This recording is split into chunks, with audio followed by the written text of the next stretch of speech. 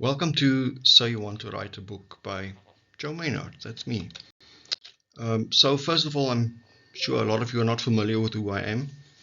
Um, I am the founder and owner of Crystal Lake Publishing, which I launched in 2012. I actually started writing in 2008.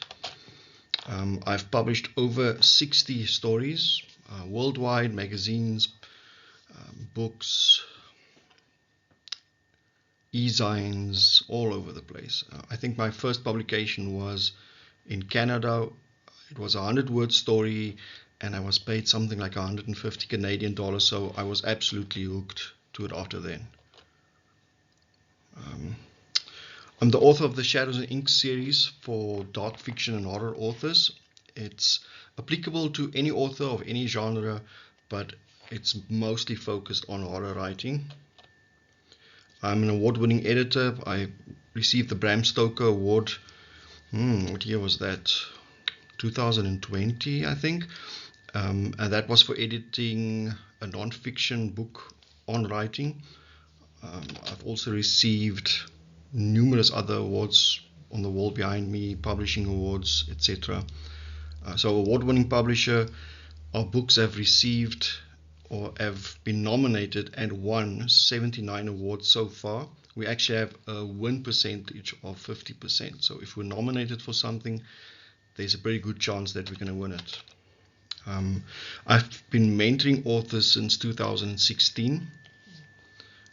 I was a school teacher before then, so the moment I quit my day job of teaching, I immediately started mentoring authors because it's something that I've always been passionate about. As part of Crystal Lake Publishing, I have published and marketed almost 300 books to date. I live in Bloemfontein, South Africa. I became a work-from-home dad in 2018 when my little one Kaylee stayed at home for the first 2 years. So from South Africa, I started my business from home as like a second income, and eventually that grew into my full-time job. Then Kaylee was born and I became a work-from-home dad. So I have a lot of experience with online business, marketing, starting your own business, and multitasking, that's for sure. In 2023, we became an entertainment company, so this little side job of just me in the corner of a living room became a much bigger company. We now have, 4 full-time staff members and 3 staff members who, it's like an extra income. They do other jobs as well for other companies.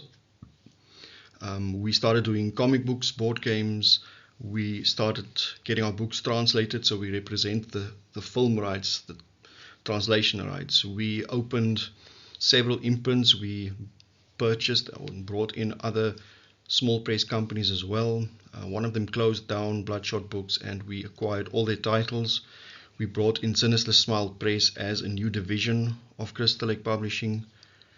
And at the end of this month, June 2025, I'm going to the US to the Horror on Main convention, where I'm going to talk about especially turning books into all these different things, board games, movies, how you can turn just one story into an intellectual property and just have so many more options of what to do with it. So our goal at Crystal Lake Publishing is to promote imagination, which you'll see in our kids division that's starting up now as well, to promote reading, writing to artists of all ages. We support authors, we entertain readers, and we like to pay it forward. So a lot of people helped me out when I was starting out, so it's just natural for me to now want to do the same thing. The biggest question you need to ask yourself now is, why do you want to write? And this is something I tell authors to seriously consider and spend some time on, because it's going to affect a lot of what you do and how you do it. So is it for fame and fortune, which is not impossible, but is a very difficult goal to have, but we'll get to that later on. It is the difference between, do you write for passion and what you like, or do you write where the money is? Are you writing for yourself? So it's just something you enjoy doing and no one is ever going to read it. That's also fine. Are you writing for family and friends? This could be non-fiction, it could be a humorous book, just something you want to print and send out to people close to you. Are you writing for mental health? I know a lot of authors do this. It helps them cope with a lot of things that are going on, and any sort of writing, even memoir writing, is great for mental health. Are you writing for your legacy? So what you leave behind to your children and grandchildren once you're gone. Are you writing for a career? And this is normally where I step in, and publishing companies and author mentors and etc. This is if you seriously want to write and keep writing for the rest of your life, whatever may come. So that is what we're going to spend a lot of time on. Are you writing for passion? Like, you cannot think of doing anything else. Not a day goes by that you don't think of writing or your characters or your plot. This is how I've been for a very long time, and I know a lot of authors as well. Okay, so let's look at the anatomy of a story. The idea here is that I just want to touch a little bit on every aspect of writing and story, plot, character, all these things, to show you what's in store, to see if you're still interested in a deeper dive, or if you have a bit of writing experience where you might need to do a bit more studying. So let's see. The first thing is your premise or idea. So yes, it's nice to say, oh, I love slasher stories. I love stories that take place in the 80s or small town mystery. But your story idea has to be unique. Or yes, you can rely on an old trope, but you have to present it in a new and unique way. Then what is the essence of your story? Some people would call it the spine or the theme.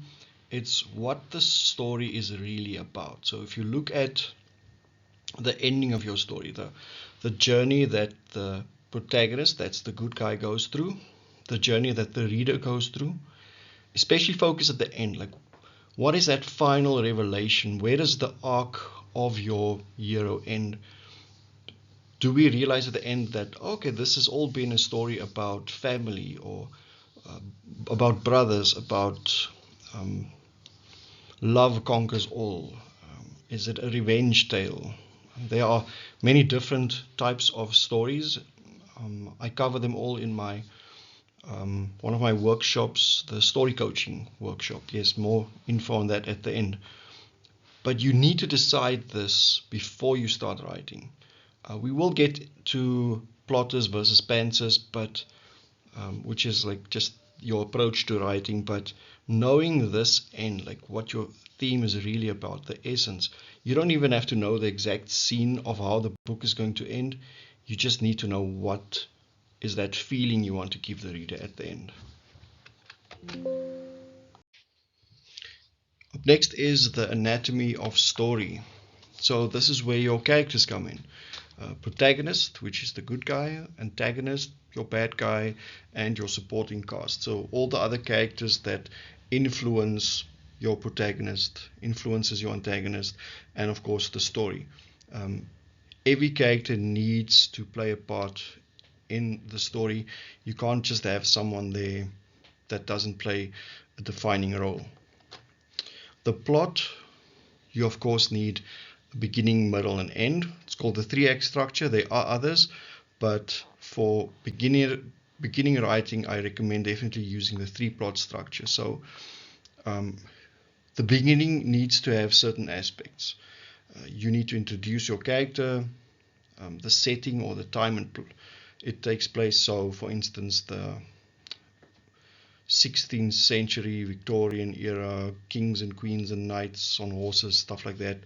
Or is it taking place in a small town by the sea, stuff like that. And then of course the inciting incident. So what happens? We introduce to this character, we see what their life is like, their personality, their friends, and then something happens and they are cast into this adventure or horrible predicament. And then you have the middle where, and this is the difficult part to write, but this is where they try and overcome whatever the obstacle might be, and they fail, and they try a bit harder and they fail, and there's introspection, and they learn new things, and they meet new people who teach them things, and over time, through these failures, they learn and they grow until eventually, in the third act, in the end, there's the climax, and they hopefully overcome whatever the challenge was, and we can see how they have grown throughout the book.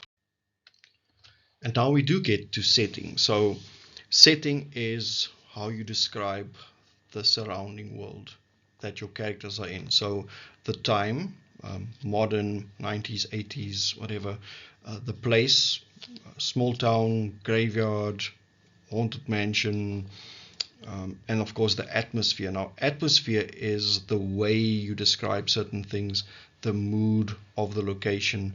For instance, a graveyard can be used in a horror movie, a suspense movie, and also, well, book or movie, or even a comedy. The way you describe things, the things that happen, and this is where having a very good vocabulary comes into use, because you do need to know the right kind of words to write a specific, to create that atmosphere. Conflict, internal and external. So what is your character going through? What obstacles do they need to overcome on the inside? So this is where you look back at the history, the backstory of that character, what they went through, their upbringing, parents, traumatic events, what has made them the person that they are today. And then external, of course, is what external forces, so the bad guy, monsters, someone with a gun, other people around them. It can even be nature. There's a big storm. These are external conflicts. Up next is arc. So how each major character grows throughout the story. And so it's not just your main character, it's your protagonist, and it's even some of your other characters that play a big role in the outcome at the end of the book. So each character needs to start somewhere, but we also know that before that, the backstory, how they got there. And you don't have to give everything in the story. You don't have to info dump a whole bunch of stuff about where they come from, everything. But if you want to write great characters, you need to know a lot about that character's backstory. And the most important bits, the stuff that make them the person that they are today, the character traits that they're going to need, or that's perhaps holding them back throughout the story, that you're going to need to convey to the reader. And then at the end, the resolution after the climax, what is the payoff or the transformation of that character?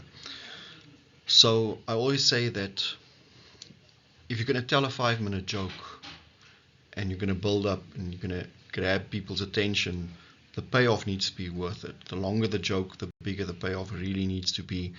So the same with a book. If you're going to promise us this great final climax and the end of each plot and subplot, everything, then you need to deliver on your promise. So that's the payoff. So let's look now at the writing process itself. You get two types of authors, well, lots of different types of authors, but two ways to approach writing. Planning or pantsing. So planning is basically where you plan ahead every detailed step. This is going to happen, this is going to happen, this is going to happen, and so on and so on. And the problem with too much planning is, yes, it can take months of your time. So every chapter, every scene, every character has a character sheet with just a lot of information on it.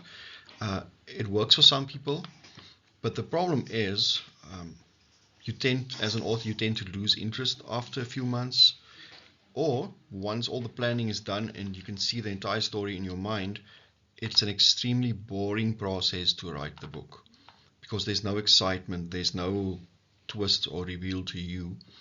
And what also happens is, let's say you're halfway through and you start thinking, this is such a boring book. It's actually not. It's the writing experience that's boring. So you automatically think, well, then the readers are going to find this book boring as well, and you mistakenly stop writing and move on to something that feels more exciting. The other one is pantsing, basically sitting down, deciding on a premise or idea, get one character, and you just start writing and see where the story takes you, with no idea of where it's going to end. Now, my preferred method is a balance between the two. There needs to be some planning, but you also leave a lot out for you to discover as you write. So the major points need to be decided on. Where are you going to begin? What the inciting incident is, that thing that changes the course of your character's life, like something bad happening. And of course, what that essence at the end is, like what the story is really about. You don't need to know the final climax yet, but if you know to like where you are taking the reader, to what kind of feeling, what kind of revelation at the end, and let's say one or two major twists or turns or death scenes, and everything else can be discovered as you write. So what is the essence of your story? So once you decide how you're going to write, you need to figure this out first.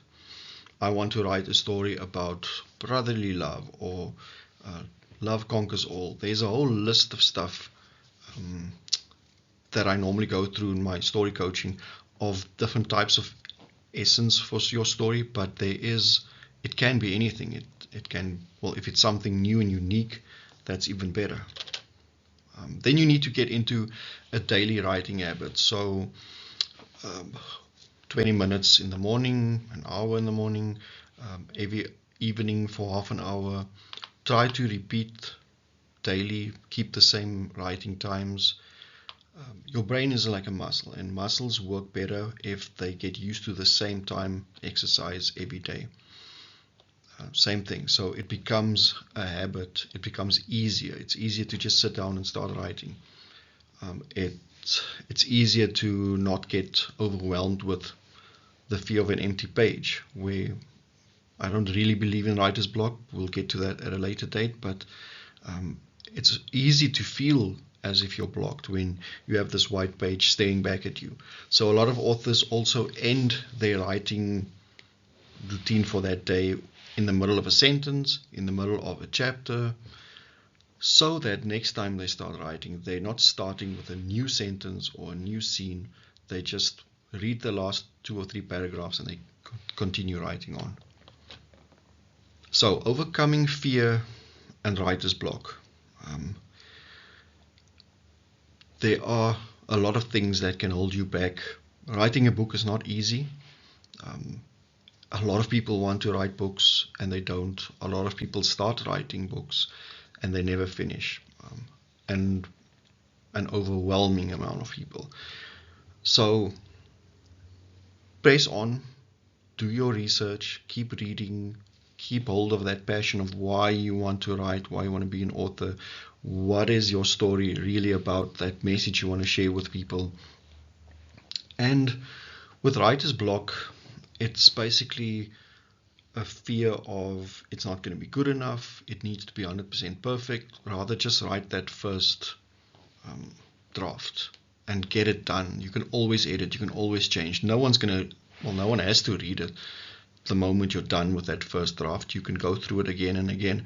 The key that comes with experience is when to stop editing and fixing, and because as you write over the years, you become better. So you can forever be trapped in the cycle of just starting from chapter 1 again and fixing everything, because then you learn again and then you want to apply those changes. So there is a time where you need to stop, and that's where beta reading groups and author mentors and just author friends come in handy.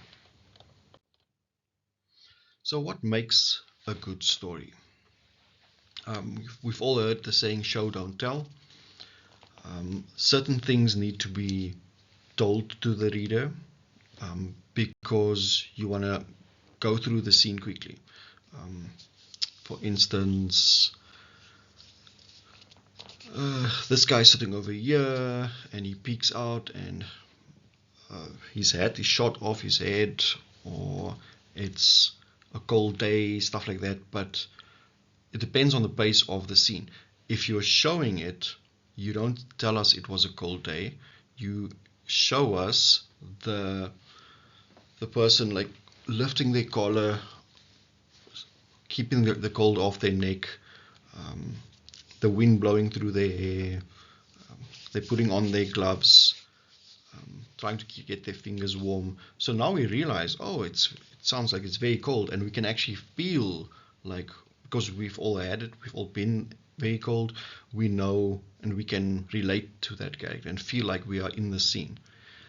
So you can't show everything, otherwise you're going to have this enormously long, boring book. So over time, with experience, you'll know when to show, when to tell, when to slow down the pace of the book, when to speed things up.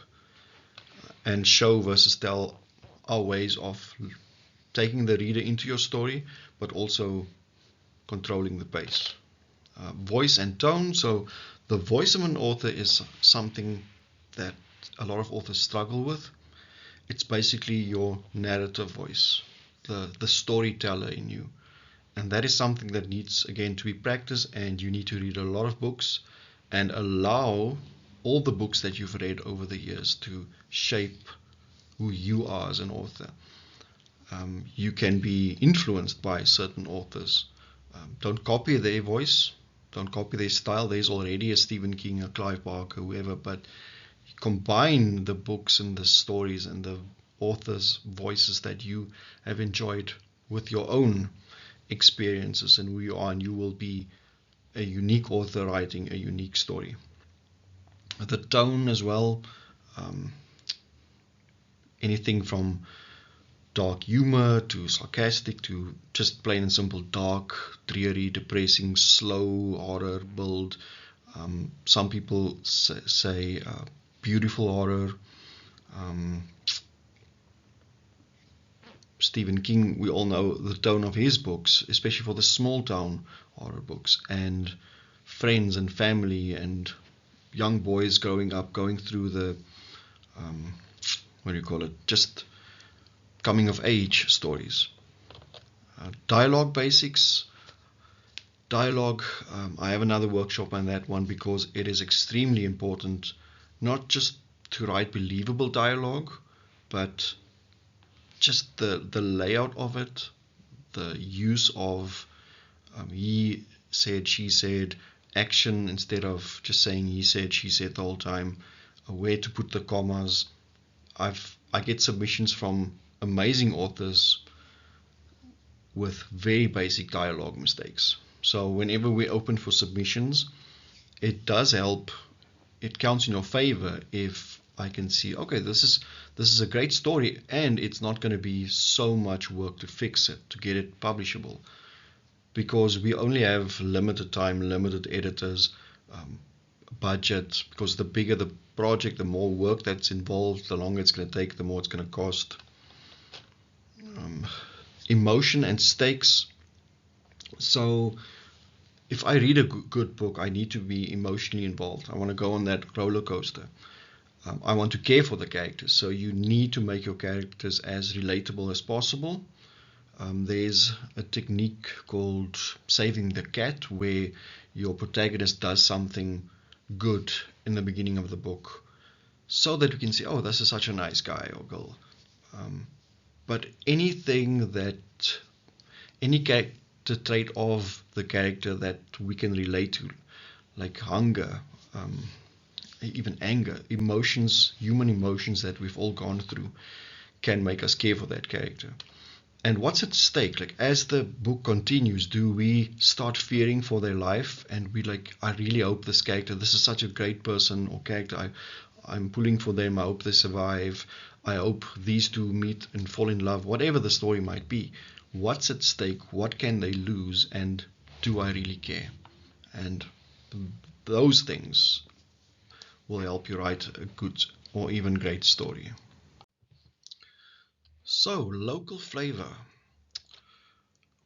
You first need to decide, it doesn't matter where you live in the world, you need to decide who your audience is, who your target market is.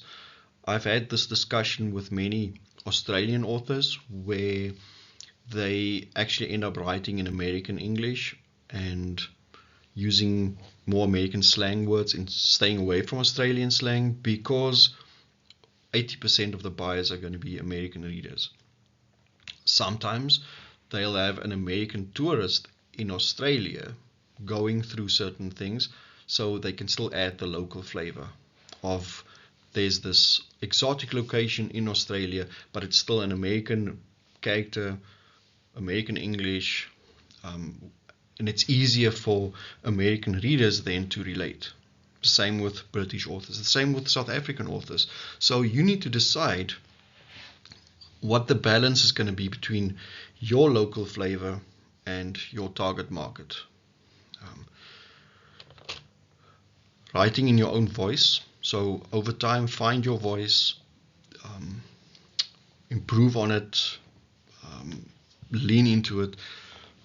If you read a book, 2 different books by your favorite author, you'll know it's that author. You just get used to the way, especially the narrative, the parts that are not dialogue, because dialogue, each character has a different voice, hopefully. But the narrative voice, the storyteller behind it, that's what you need to find. And that can be a local flavor, because add who you are. Your brand, your voice, your authorship is a combination of everything that's happened to you, everything that you've learned, who you are, where you live. That forms part of who you become. So don't shy away from your cultural heritage, your language, your identity. But again, find a balance, because you need to know who you're writing for. If you just want to, wherever you live, target your local market, you want to do more physical book signings, events in person, then of course write for your local area. You can also, and I've seen this happen, where you can have an American version of a book and let's say your Australian version of the book, and you sell that version only in Australia on Amazon. You can actually pick which Amazon should have the rights to a specific book, and then you upload the other files, and you can even have different covers for the different areas. Finding universal themes in local stories. So if you are writing in your story in your local area, you still need some relatable theme that other readers from anywhere in the world can relate to. So like I said earlier, something that creates empathy for us in those characters, something that makes us care. So what comes next after this workshop? When your story is done,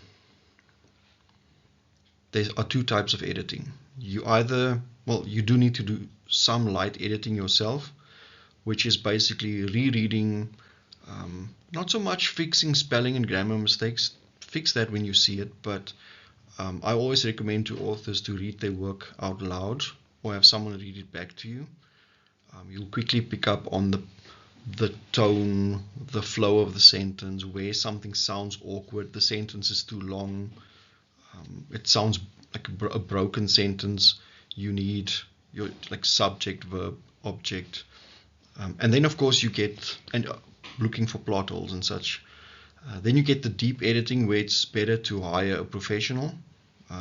You can even do some editing courses and workshops, but it is so difficult to edit your own work. You always skip over something. That's why it's better to have beta reading groups, improve the story, and then hire a professional editor to help you improve on the work before you even submit it to a publisher or self-publish it. You need to know your publishing options. Traditional is the old way of getting an agent or publishing with the big 5 New York publishers. Indie is independent. That's like Crystal Lake Publishing and a bunch of other indie presses who will pay for everything. You do not pay for anything. Be careful of vanity presses where You have to pay for editing, you have to pay for printing and marketing and whatever else, the cover design. Some of them are good, most of them will give you below average covers and editing, and basically just make money off you ordering 100 copies for your friends and family. And then of course self-publishing, which if you are looking at that route, spend a few months researching, because it is a lot more work than a lot of people think. It is running a business. Being an author these days, even if you're not self-publishing, is already a lot of work. It's a lot more in-person online events than just sitting down and writing. So self-publishing even more so. It's a lot of work. So after this workshop, I would suggest that you find your daily writing routine and start getting into that habit and just keep it going, keep it going. So the end. There's a list of a bunch of other workshops and just help that I can give you. I know these links aren't clickable, so check for the downloadable PDF that came with this and just click on those links, see what interests you, send me an email if you have any questions about any of these. So the Shadows and Ink is an authors forum. It's free. I know a lot of people don't want to go on social media. It's just too much negativity. So Heartbeat is a private forum. It can't be found with just a Google search. You need an invite link, which you'll find through this. Like if you click on that link, then there is my Shadows and Ink series of books, which is mostly for horror and dark fiction thriller authors, but the lessons are applicable to any genre. There's my personal mastermind group, which is $150 a year. You can pay $50 over 3 months as well. We meet every second weekend online. We have guest authors coming in. We have screenwriters, short story authors, editors, movie directors, screenplay writers, whatever, comic books, board games. We have people there from various fields, and we talk about how to write, how to market, how to publish, how to move from one format of writing to the other, to see where you belong and to learn as much as you can from each other. The Shadows and Ink newsletter, where I send out any writing related emails, workshops, info on other workshops that I've seen around, info on open submission periods, anything that I want to get in touch with you about will be through that newsletter. There's my story coaching workshop, which is a 1-hour Zoom session, $20. I've done probably over 150 of these.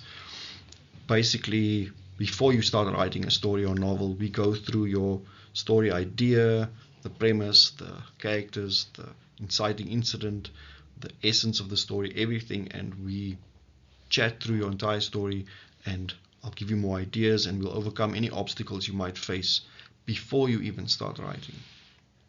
There's my author branding and marketing workshop or course, $65. It can easily take 3 months. You can take longer. It has downloadable content. It has things you need to go and do on your social media pages, websites. I will, of course, also then do a deep dive into your online presence and make recommendations. And at the end of the course, we'll do another deep dive and make sure that the true you, your brand, comes across. It's easy to think this is how people see me, but we actually want to find out if what the message that you want to give is actually what's perceived. And then there's the Crystal Lake Publishing Author Central page, which has any Crystal Lake Publishing related author news on it, on writing, non-fiction books, some of the courses, when we open for submissions, And then finally, the Crystal Lake Academy Linktree page, where we have links to all our courses. And it's not just my courses, we have courses by Richard Thomas and other authors as well, covering various topics. So there is always something for everyone, free or paid. And whatever help you need with, or whatever you need help with, we'll see where we can accommodate you and help you. Thank you for your time.